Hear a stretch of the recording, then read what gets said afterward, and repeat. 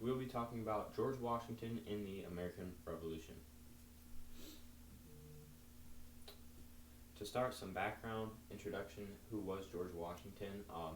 He was the commander-in-chief of the Continental Army during the American Revolution.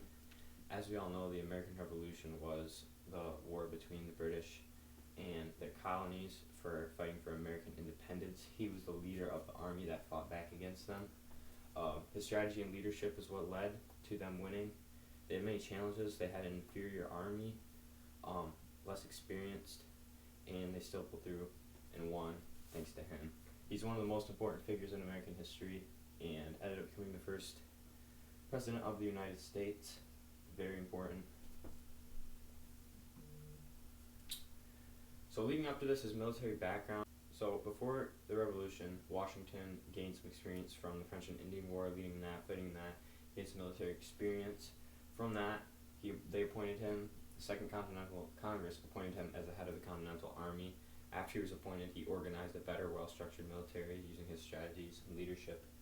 He took command and began charge.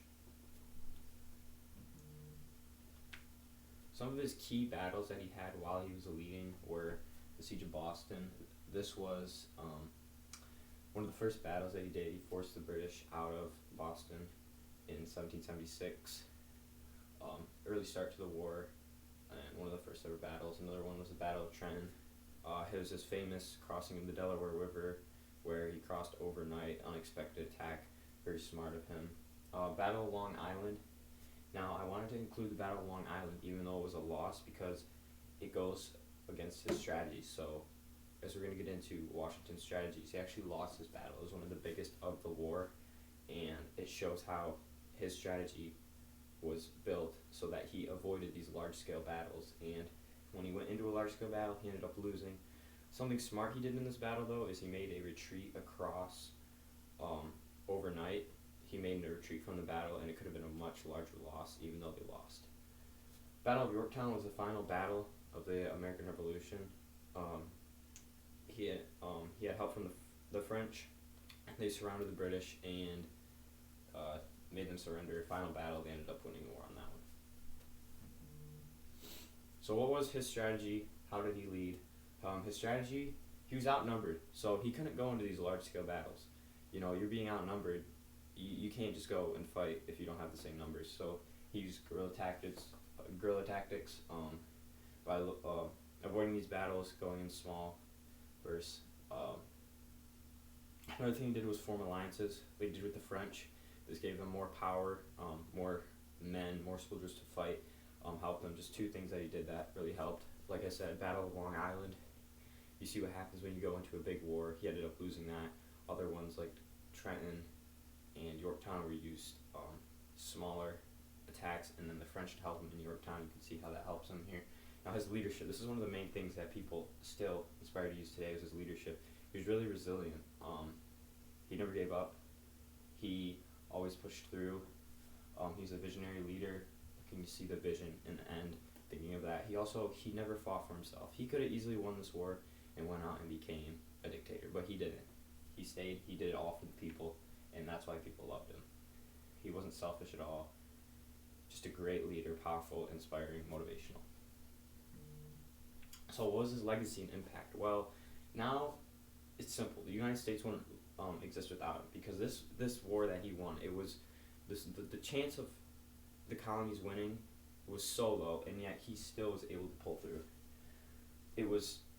You wouldn't even be here today if it wasn't for him. His legacy lives on forever. He ended up becoming first president from this win. Well deserved there. He did all this for us.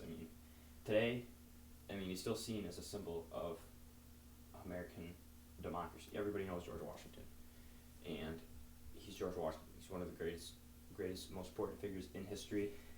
He still lives on. He's on the $1 bill in U.S. dollars. Just very important, very important. We wouldn't be here today. America wouldn't be here today.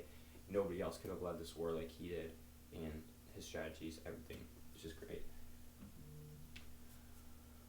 My personal analysis of this is I didn't even realize how important he was. You learn about George Washington since you're in elementary, and you say, is George Washington. It's just George Washington, and then you really start to look at it and see how much he did and how much impact that he had, and it's something that nobody has ever matched since then. He's one of the most influential figures in history, as he created a democracy that still stands to this day.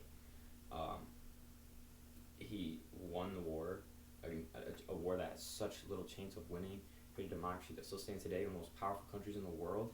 I mean, we don't even know what would have happened if he would have lost, or what would British be the best country in the world? Would they rule the Americas? We don't even know, and it's because of him.